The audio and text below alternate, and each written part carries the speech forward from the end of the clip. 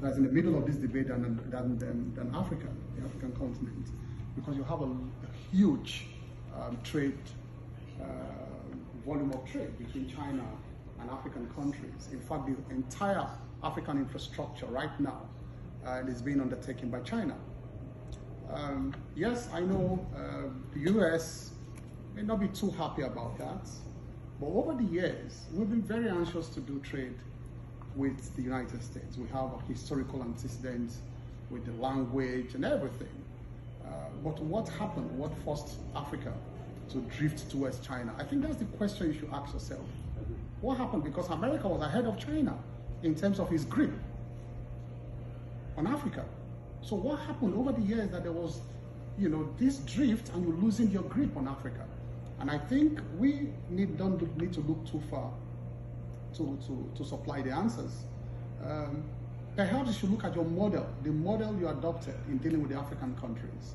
And the model China came and adopted, China brought and adopted in dealing with the African countries. And perhaps you found the China model more attractive. And that's why we drifted towards the China model right now.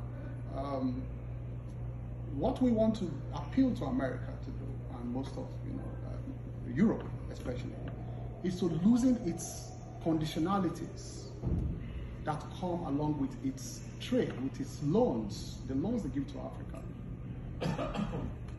America gives loans together with all kinds of conditionalities. They want to control your human rights, they want to control your model of democracy, they want to control your lifestyle and everything. But China wants to just do business with you. China respects your own internal, peculiarities. China doesn't want to interfere in your democracy. They don't want to interfere in your model of human rights. They don't want to interfere with your lifestyle. But America tells you have to pass a law regarding how a man and a woman should behave. Whether a man should turn to a woman. These are purely cultural issues in Africa that you must respect. You have to respect them. You cannot impose your own values and cultures on us. You want to tell me the kind of model of democracy I should adopt for you to give me a loan?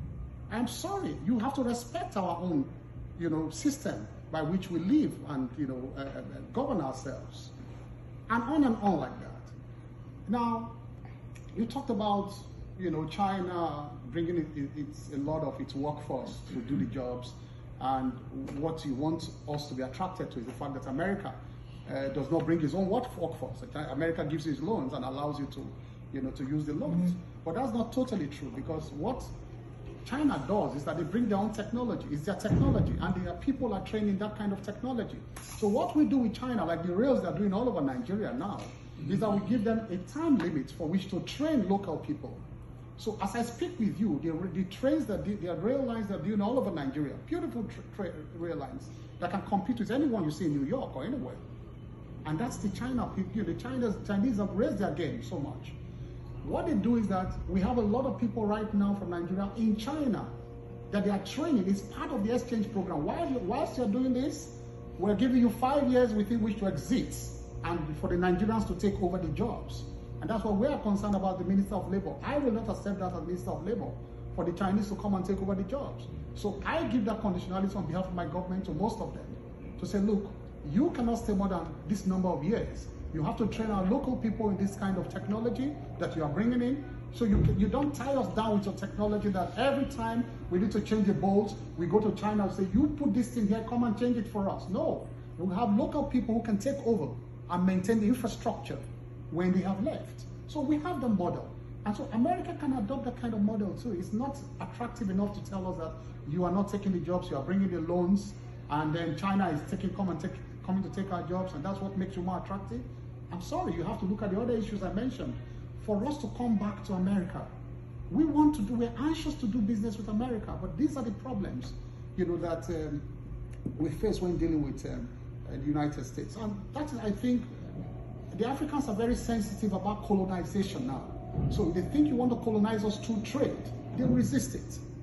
They will resist it. And that's what's going on. They feel that because of these conditions you are giving it, because you are giving us some loans, you want to colonize us all over again. And they are very reactive when it comes to that. So I think that's what you have to look at, and that's why we're dealing with China. And the infrastructure, they're wonderful.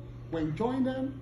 There's no complaint about them. It's we that are using the infrastructure. So there's no reason to say we are owing China so much, and because they'll come and take over our country at some point. That's balderdash. Because our people are being, created. You are creating jobs through this infrastructure. We are getting more jobs to the people, and we're enjoying the infrastructure at the end of the day. And I think America needs to think deeply about this. Thank you.